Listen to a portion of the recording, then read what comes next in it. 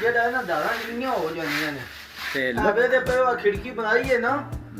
ਇਹ ਲੈਵਲ ਵਿੱਚ ਲਾ ਰਹੇ ਆ ਬਿਲਕੁਲ ਲੈਵਲ ਨਜ਼ਰ ਆ ਰਿਹਾ ਇੱਥੇ ਵਿਖਾਓ ਖਾਂ ਲੈਵਲ ਚ ਲਾ ਰਹੇ ਆ ਇਹ ਲੈਵਲ ਚ ਦਾ ਗਏ ਨਾ ਖਿੜਕੀ ਤੇ ਲਵੇ ਦੇ ਪਏ ਖਿੜਕੀ ਬਣਾਈ ਹੈ ਨਾ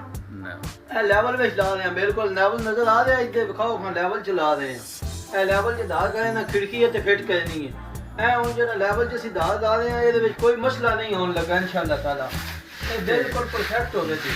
ਮਿਸਤਰੀ ਤੇ ਜਿਹੜੇ ਨੇ ਉਹ ਲੈਵਲ ਧਰਦੇ ਹੀ ਕੋਈ ਨਹੀਂ ਉਂਝੇ ਧਾਰੀਆਂ ਵਿੱਚ ਲਗਾ ਛੱਡਦੇ ਨੇ ਇਹ ਚਾਚੂ ਜੀ ਹਰ ਬੰਦੇ ਦਾ ਆਪਣਾ ਤਰੀਕਾ ਕਾਰ ਹੈ ਲੇਕਿਨ ਜਿਹੜਾ ਮੇਨ ਕੰਮ ਹੁੰਦਾ ਨਾ ਮੇਨ ਕੰਮ ਹੁੰਦਾ ਖਿੜਕੀ ਦਾ ਜਾਂ ਧਾਰਾਂ ਉਹਨੂੰ ਸਹੀ ਕਲੀਅਰ ਕਰਨਾ ਚਾਹੀਦਾ ਤਾਂ ਕਿ ਅਗਲਾ ਬੰਦਾ ਇਹ ਆਖੇ ਕਿ ਬਾਕੀ ਕੰਮ ਹੋ ਰਿਹਾ ਠੀਕ ਹੋ ਗਿਆ ਕਿਉਂਕਿ ਇਹ ਲੈਵਲ ਦਾ ਮਕਸਦ ਇਹ ਹੈ ਕਿ ਉੱਤੇ ਗੱਲ ਡਾਲ ਕੇ ਲੈਵਲ ਵਿੱਚ ਬਿਲਕੁਲ ਸਹੀ ਚੱਲੀ ਆ ਜਾ ਰਹੇ ਤਾਂ ਕਿ ਫਰਕ ਨਾ ਆਵੇ ਠੀਕ ਹੋ ਗਿਆ